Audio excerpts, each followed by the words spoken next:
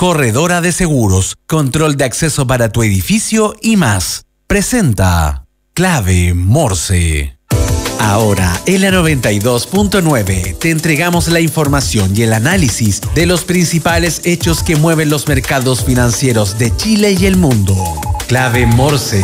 Decodificamos los conceptos económicos para el ciudadano de hoy. Daniel Fajardo, Diego Uribe y Felipe Reyes analizan la actualidad económica y sus conexiones con la política, el medio ambiente, la tecnología y más. Bienvenidos a Clave Morse.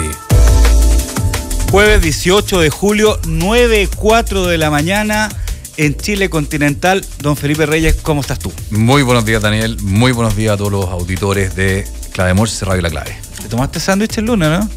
No, me tocó trabajar, pero online de la casa, tranquilito, calentito, así que todo bien. Qué bueno. Bueno, yo también tuve que trabajar, algunos no, pero bueno. Pero bueno. Tuvieron 2 lunes. ¿Ah? Los niños en la casa, así que estuvo más caótico eso, pero ya parte de la nueva vida. Así es.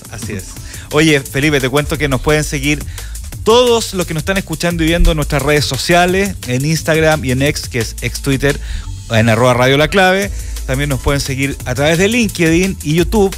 Ambas plataformas además nos sirven como streaming de este programa. Y después pueden ver los capítulos en Spotify y por supuesto escucharnos en el clásico, en el dial 92.9 FM.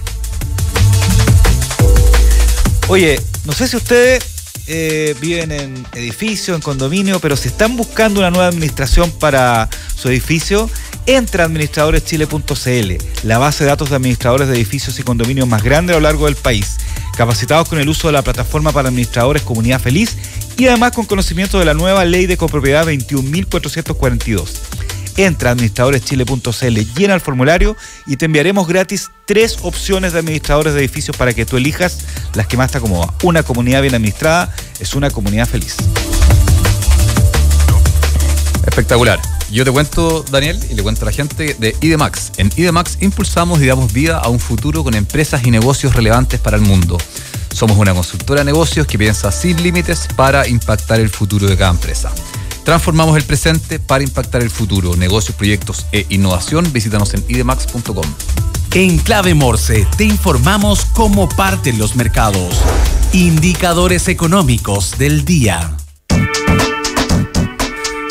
Daniel, vamos antes de pasar al invitado, vamos a comentar algunos indicadores importantes. Bueno, el precio del dólar está a 925, casi 926. El euro está a 1012. Ya, el cobre está a $4,32 la libra y la UF está a 37.594,7 para ser preciso. Las noticias que debes saber. Titulares en Clave Morse. Oye, justo venía escuchando Copano News recién y estaban hablando del tema de la salida o la desinversión del principal controlador de Banmédica. Tema que tocamos ayer en los titulares, así que bueno, es un tema que va a seguir dando de qué hablar y mañana seguramente vamos a poder hablar más tendido de eso. Pero dentro de los titulares te cuento que el aeropuerto de Santiago cierra primer semestre con récord histórico de pasajeros. El aeropuerto Arturo Merino Benítez registró cerca de 13 millones de pasajeros en el primer semestre de 2024, la cifra más alta de su historia, superando los niveles prepandemia. Este crecimiento del 14,8% respecto al mismo periodo de 2023 se debe a la modernización y aumento de la eficiencia en el tráfico aéreo. Además, junio registró 1.913.154 pasajeros, un incremento significativo comparado con los años anteriores. ¿Qué te parece lo del aeropuerto? Me parece increíble. Me gustaría saber cuántos son nacional, cuántos son internacional. ¿Aparece eso? Aclararon ese punto, ¿no? No lo sé. Yo tengo la sensación de que el vuelo doméstico nacional ha aumentado enormemente. O sea, la gente por trabajo... Yo viajo harto nacional, o sea, me toca ir mucho al sur, al norte, casi todos los meses, y, o sea, está cada vez más lleno el aeropuerto y las filas son largas en policía, y eso habla de que hay mucha gente que se está trasladando por motivos laborales también, los lunes en la mañana, los viernes en la tarde. Motivos laborales, pero también yo creo que hay una importante cantidad de turistas. La otra vez hablaba con alguien de Valle Nevado y me decía que habían aumentado como un 40% con respecto a los años anteriores los turistas brasileros, solo brasileros, pero por el tema de la mayor cantidad de nieve, ¿cachai? Porque en el fondo, si bien el año pasado se podría haber recuperado, no había tanta nieve como hoy día. Y está lleno de turistas, tú ves las calles. Sí. Aquí la radio está en Providencia, también hay un hotel acá, y tú ves la cantidad de turistas brasileños. De hecho, en este hotel siempre hay muchos brasileños. Así es, así es. El asesor me topo con muchos brasileros. Muy bienvenidos. Y los brasileros se hacen chupete la nieve en Chile. Eso, yo creo que el país que más llega a disfrutar la nieve son los brasileños. A mí me encanta ver cómo vienen súper preparados claro, porque no tienen este frío, con parcas potentes. Están acostumbrados a este alto frío. Así. Oye, vamos a pasar a nuestro invitado al tiro por la hora, ¿ya? Vamos a ver si después podemos hablar algunos titulares más. Pero quiero contar que tenemos en el estudio de Clave Morse a don Alejandro Guimpo, economista senior de la Reinvial Asset Management. Alejandro, ¿cómo estás? Hola, muy buenos días. Muchas gracias por la invitación. No, gracias a ti por acompañarnos en Clave Morse, este espacio. Acércate un poquito más al micrófono. Sí, que tratamos de codificar la economía, de codificar los procesos que están pasando. Y hay un tema que justamente cuando hablaba con la Reinvial les comentaba que era súper importante, que queríamos tocarlo este jueves, que era lo que estaba pasando con China. Hay varios temas con China, ¿no es cierto? Pero para partir por lo general, te voy a hacer dos preguntas en una. Primero, ¿cuál es el impacto de China en la economía? ¿Cuál es el tamaño, no es cierto? Y ¿cuáles son las principales causas de esta desaceleración económica que está sufriendo y que la hemos hablado en Clave Morse en las últimas semanas? Perfecto. Mira, son dos grandes preguntas. Ya yo creo que son las dos grandes preguntas que quizás nosotros nos estamos haciendo ya hace casi una década. Porque la desaceleración china no es solamente cíclica, es decir, no es solamente de corto plazo, sino también tiene un componente que es bien estructural, es decir, un componente de largo plazo. Para poner las cosas en magnitud, uno tiene que entender, bueno, cuál es el PIB de China más o menos. China tiene alrededor de 18.000 trillón, o sea, 18 trillón, es decir, 18.000 millones de dólares. Una cifra que es difícil imaginarse, ¿no? Claro. Acaba la cabeza ya. Claro. Exactamente, o sea, si por ejemplo uno habla de Chile, Chile tiene 300 billion, ya que serían 300.000 millones de dólares. Millones de dólares, claro. China tiene 18.000 billion, es decir, sería 18 mil millones de dólares. Entonces ya estamos hablando de cantidades que son magnitudes muchísimo más grandes, ¿ya?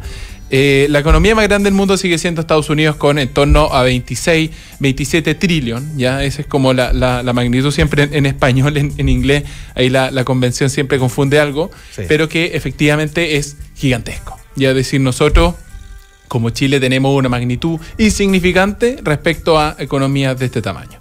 Ahora, lo potente es que China durante prácticamente 4 décadas se convirtió en el milagro económico, sacó a muchísima gente de la pobreza porque es el único país en la historia que ha podido crecer en promedio anualizado un 10% durante 40 años.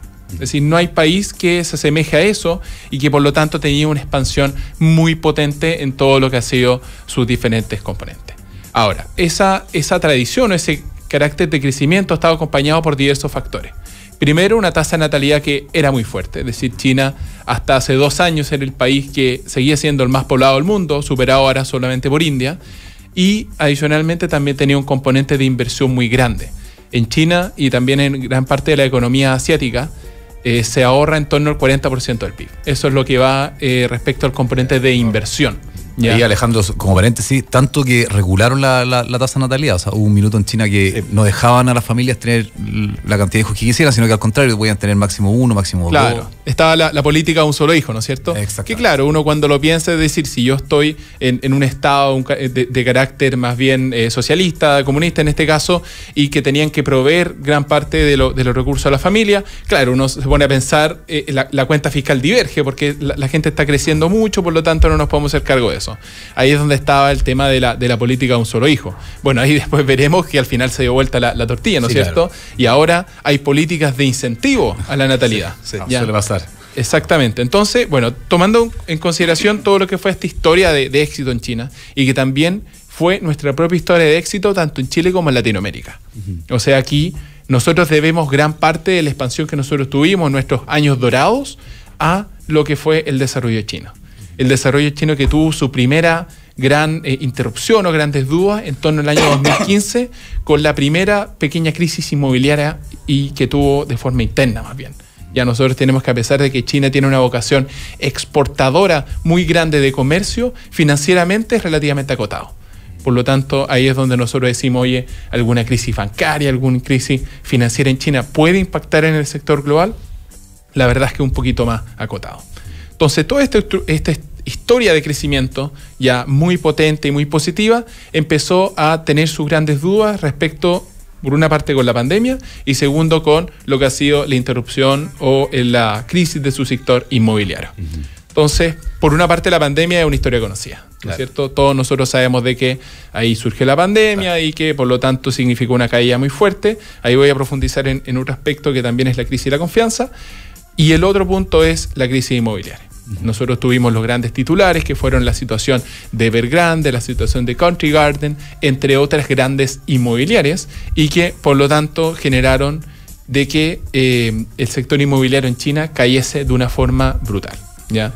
Ahí, Alejandro, de nuevo para poner contexto, sobre todo en este espíritu de codificar, todo lo que tú estás contando, que está muy interesante, y China no solamente por el PIB que tiene es tan importante, sino que, o sea, sí, pero además en Chile es especialmente importante porque Chile es el mayor productor de cobre del mundo, China es el mayor comprador de cobre del cobre chileno, además fruta como la cereza. Hace 2 semanas atrás salió el estudio de que China se convirtió en el primer destino de las exportaciones de fruta. Perfecto. de frutas del país. Y además compran de mucho, alimentos. Perfecto. Y además compran mucho vino, por ejemplo, vino granel. O sea, la mayoría, muchas de las viñas que existen en el país, que son miles, le venden a China en caja, además acero, vimos ahora en Huachipato. O sea, además del tamaño que tiene China per se, que es enorme, y ahí te doy la palabra de nuevo, Alejandro, además Chile tiene mucha relación comercial con China. Efectivamente, o sea, ahí hay que ponerse a pensar. Nosotros tenemos una población que está creciendo mucho, ¿no es cierto? Teníamos, en el caso de China, teníamos que construir ciudades. La tasa de rural era muy grande, es muy grande todavía en China respecto a lo que son las economías, las democracias liberales occidentales, ¿no es cierto? Entonces veníamos en un tránsito muy fuerte del campo a la ciudad y adicionalmente creciendo muy fuerte. Eso significaba que teníamos que construir ciudades, teníamos que construir carreteras, cables, cañerías, y todo eso era muy intensivo en cobre, hierro, tal como bien decía, y ¿quién podía proveer esos materias primas minerales? En el caso de Chile era muy conveniente. Ya también lo fue muy conveniente para otros países de Latinoamérica que vieron muy potenciada esa parte. Entonces, para entender también un poco la magnitud o el desarrollo del sector inmobiliario, yo creo que aquí muchos también saben cuál es la contribución del sector inmobiliario en la economía, porque primero es una industria que es muy intensiva en capital, pero también muy intensiva en trabajo, es decir, necesita harta inversión de materiales, de elementos físicos, pero también emplea a mucha gente. Entonces, eso es un punto que es bien importante para entenderlo, cuáles son no solamente el impacto directo, sino también el indirecto. Porque uno dice, oye, ¿sabes qué? Esta gente al mismo tiempo recibe un sueldo, ese sueldo es gastado en otras áreas de la economía, por lo tanto, se produce una suerte de círculo vicioso. Ahí, Alejandro, para seguir la línea de tiempo... virtuoso, digo. Claro, para seguir la línea de tiempo que estaba llevando, que estaba muy bien explicada, China pasó de ser un país que crecía a un 10%, como tú comentaste, el único caso en el mundo, a ahora estar en una situación más crítica de desaceleración, y ahí estábamos hablando de la pandemia. ¿Fue la pandemia únicamente como el responsable de esto? ¿O hubieron muchos factores, como por ejemplo la contracción del sector inmobiliario? ¿Cómo explicamos cómo esa transformación de China de ser la economía ejemplo en crecimiento a un poco lo que está pasando ahora? Mira, no es solo el único efecto. Diría la pandemia es una situación puntual que efectivamente nos cambió a todos como el mundo, pero en China están los factores que son de largo plazo. Primero estaba el tema de la natalidad. Nosotros cuando en economía estudiamos el crecimiento a largo plazo con un modelo que usualmente el modelo Solow, que es el que nace y nos dice, oye, ¿sabes qué? Estos son los componentes que tenemos que mirar. La economía crece por prácticamente 3 factores. Uno es el capital, la acumulación de capital, edificios, máquinas, etcétera. El otro que es el crecimiento de la población, del empleo, y el otro es este componente que es la productividad total de factores, ¿no es cierto? Tecnología, innovación, diferentes mejoras que se pueden hacer. Básicamente todo lo que no es trabajo ni capital. Entonces tenemos que entender primero esos 3 factores. En el caso de la natalidad, China controló su natalidad de forma artificial y ahora la verdad es que se dio vuelta la tortilla, ¿no es cierto? Sí. Las proyecciones que nosotros vemos de más de largo plazo en China apuntan de que la población no solamente no está creciendo, sino que está decreciendo. Entonces ese también ya es un punto complicado. China lleva 2 años decreciendo en su población. Lo otro es el capital. ¿Ya? El capital, nosotros también tenemos un concepto que se llama el rendimiento decreciente. Es decir, de que para el capital que rinda lo mismo, nosotros tenemos que invertir más de lo que es anteriormente, porque la unidad marginal, es decir, la unidad adicional de capital, cada vez está rindiendo un poquito menos. Claro. Entonces, en ese contexto, nosotros tenemos que, ya no solo basta tener este 40% de inversión, sino que tenemos que ir pujando, ir construyendo no solamente más, sino mejor capital. Y está este componente de la productividad total de factores, que es la gran pregunta de los economistas. Es decir, aquí yo creo que también han tenido otros economistas, otros panelistas que han dicho, bueno, ¿cómo Chile crece? ¿Ok? Ahí en general está la respuesta. Pero es un problema que es gigante. Es decir, oye, la solución puede ser una reforma, puede ser invertir más en innovación y tecnología, claro. Puede ser, la verdad es que ahí está muy abierta el puerto. Entonces ese es el crecimiento de largo plazo de China. Y ahora hay un segundo componente, que es el que en particular tiene algo más frustrada la expectativa. Nosotros tuvimos este fin de semana recientemente la publicación de cifras de economía en China. Nosotros vemos de que China publica prácticamente todas las cifras en un mismo momento. Sí, ¿okay? Sí. Eso ha tenido, y hay un punto aparte, la crítica respecto a la transparencia en información que ha tenido. Es decir, hemos visto de que antes se publicaban muchas más cifras, ahora se publican una tanda de 10 datos y es lo único que tenemos nosotros para poder seguirlo de forma oficial. Entonces se publicó, por una parte, el PIB de la economía de China, que el segundo trimestre creció un 4,7 en variación anual, por debajo de lo esperado, que era 5,1. Entonces eso ya encendió cierta alarma. Pero el punto que yo creo que es de los principales es que las ventas minoristas, ya que derechamente hoy el consumo, este reflejo, crecieron solo un 2% cuando se esperaba un 3%. Ya la producción industrial ha estado mejor, pero ahí es donde se da esa dicotomía, que es que por una parte, la producción industrial sigue estando de alguna forma bien, las fábricas siguen funcionando y este espíritu, este voluntarismo de China de, oye, ¿sabéis que voy a seguir creciendo con fuerza? Se mantiene alto, pero los consumidores no le creen. La gente no gasta. Y ahí es donde nosotros vemos de que las ventas minoristas están cayendo y eso es un reflejo de debilidad de la demanda interna. La demanda interna nosotros lo entendemos principalmente como lo que la gente compra dentro del país, está muy frustrado. Y eso ha sido, yo diría, la principal duda de los inversionistas al momento de pensar qué está pasando acá. ¿Por qué la población china está comprando menos? Ahí es un punto que había tomado antes, que es la crisis de la confianza. Ya, por la crisis de la confianza. Sí. Ya, perfecto. Ahí sí uno puede tomar, ustedes pueden buscar en Google, etcétera, y buscan confianza del consumidor en China y van a ver de que en general la serie continúa y se pega una caída fuerte. Y de ahí continúa abajo. Nunca se recuperó. ¿Y cuál fue esa caída fuerte? Los lockdowns, las cuarentenas fuertes en Shanghai el año 2022. Ya, claro. Ya. Ese fue el catalizador. Y no se ha podido recuperar esa confianza hasta el momento. No, porque hay una componente, varios componentes ahí. El principal es, la gente perdió un poco más de confianza en lo que son sus mismas autoridades. Acá siempre hay un modelo de lo que se llama la prosperidad común, es decir, yo te cedo a ti, autoridad, ya sí, todo lo que es mi voluntad política, etcétera, porque tú me prometes de que nosotros vamos a crecer y nos vamos a desarrollar. Claro, es un contrato, digamos. Exactamente, un contrato, digamos, tácito entre las partes. Bueno, no estamos creciendo. Es un punto. Entonces, la verdad es que no me está cumpliendo esa parte. El otro es que los chinos invertían, o más bien ahorraban mucho en lo que era directamente esta parte del sector inmobiliario. Uno aquí ahorra en depósito a plazo, ahorra en acciones, tiene una diversidad, ¿no es cierto?, de instrumentos financieros para poder estar. En China estaba el departamento y estaba, digámoslo así, la cuenta del banco, la plata debajo del colchón, como nosotros lo decimos.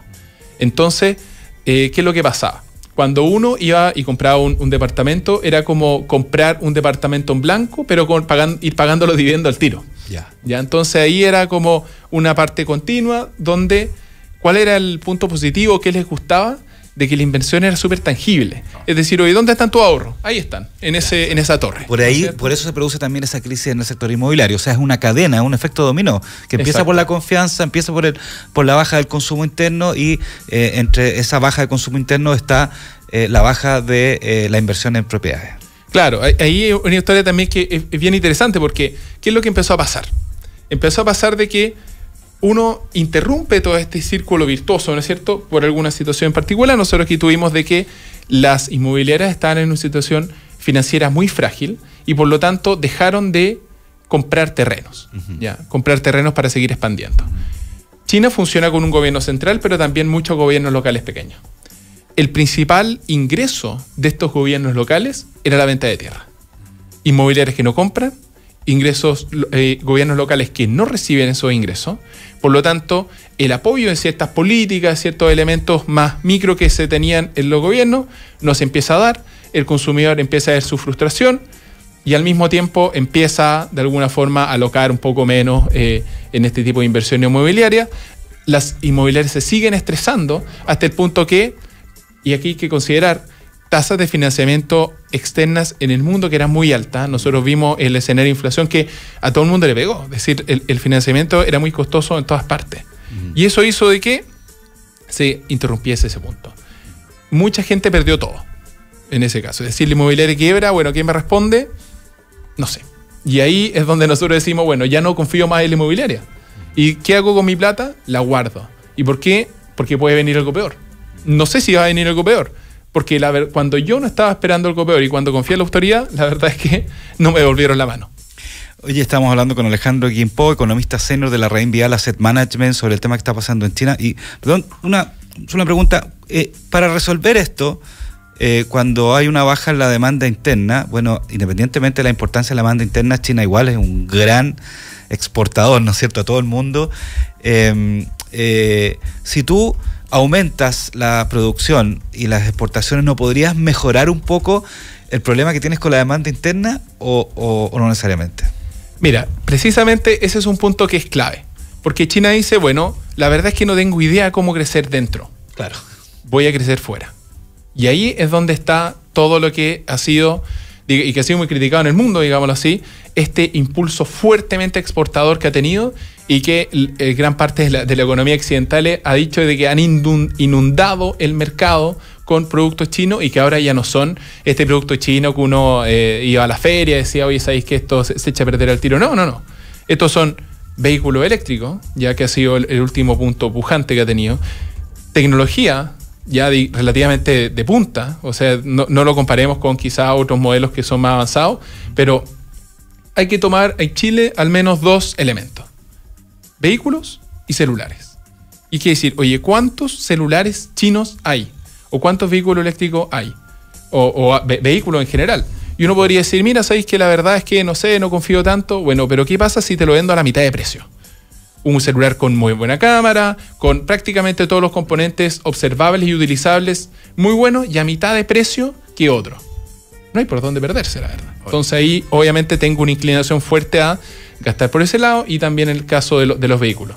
Te digo el componente de los vehículos eléctricos porque ese también ha sido un componente clave de una situación que se está desarrollando también en estos días. De hecho, hoy día mismo, más tarde posiblemente o en la noche, se publique el comunicado final de lo que se conoce el tercer plenario de la 20ª cumbre del Partido Comunista Chino. Entonces, ¿qué es? En periodos de 5 años se desarrollan 7 plenarios, ¿ya? Usualmente el tercer plenario tiene un componente económico que es bien interesante, ¿ya? Porque ahí es donde se dan, digamos, las directrices económicas que plantea el país. Ahora bien, ¿cuál es el punto que tiene este plenario? Primero es que nos pillaron una situación mala. De hecho, el plenario partió adelantado, porque usualmente se hace en la primavera china, ¿ya? O sea, en el otoño chino, es decir, nuestra primavera, se adelantó. Y adicionalmente, en el momento que se comenzó, tuvimos una noticia mala en PIB. Entonces, tiene ese componente de que los inversionistas esperan noticias, ¿ya? Decimos, queremos un catalizador para poder decir, aumentamos la inversión en China, nos mantenemos al margen, etc. Y por el momento, la verdad es que se han mantenido relativamente al margen. ¿Ya? Y eso es un punto que obviamente marca crítica. Oye, dos preguntas, Alejandro. Una, y me quedé pensando, ¿cómo funciona como toda la parte más, por ejemplo, como tipo Banco Central o Reserva Federal o tasas de crecimiento, interés, hipotecario, todo ese mundo como que está al lado del Ejecutivo, en el caso de China? Esa es la pregunta 1. Y la pregunta 2, Alejandro, es, no sé si hay tiempo, pero... Tenemos 2 minutos. Pasémonos 2 minutos. No, esa es la pregunta 1, y la pregunta 2 es cómo está la situación con Estados Unidos. Han estado en guerra harto tiempo, en guerra económica, comercial, en que se ponen impuestos, hay poco libre comercio. Entonces, ¿qué tanto ha afectado eso? Son las dos potencias más grandes del mundo, como un poquito como con fricción, digamos. Efectivamente, mira, la primera es que hay que entender a China fuera de una óptica occidental. Sí. Es decir, aquí eso es lo principal. Primero, por el modelo económico que tiene, ya que una economía centralizada, prácticamente con características o matices de una economía libre mercado, pero que de todas formas nosotros tenemos que considerar de que las elecciones son a nivel del Partido Comunista, pero no hay libertad, no hay democracia plena, ¿ya? Y lo otro es que también este Banco Central que tiene el PBOC sigue un mandato que no es de metas de inflación, como es alrededor del mundo, claro, ¿cierto? Claro. El modelo occidental que tú Claro, dices. Es decir, nosotros aquí la gran tradición de metas de inflación sigue a la Fed y a gran parte de los países, pero aquí el PBOC más bien sería una especie de banco de desarrollo. Es decir, lo que hacen es especialmente proveer liquidez y mover las tasas en base a una regulación de la economía, pero respecto al target de crecimiento que quieren. Ya. De hecho, China también es parte de los únicos países que dice cuánto quiero crecer. Y también es una meta que yo quiero cumplir, es decir, me quiero sacar un 6 y por lo tanto tengo que sacarme un 6, porque si no lo hago, bueno, genero más problemas. El target de crecimiento este año es, tal como el año pasado, en torno a 5%. De nuevo ocupan la ambigüedad 2 veces, ¿no es cierto? Y ahí estamos pensando si llegan o no. Ya. Entonces ese ha sido el punto principal. La inflación, que nosotros en China más bien hemos visto una deflación por esta demanda interna a la baja, no es un tema. ¿Ya? Y por lo tanto ahí nosotros podríamos pensar de que lo que más se preocupan es en impulsar el crecimiento más que en un elemento de, oye, tenemos que tener la inflación en este determinado nivel, cómo funciona, por ejemplo, la lógica en Chile. Exactamente. Y respecto al punto de las tarifas, es un punto que yo diría que es el punto más hot.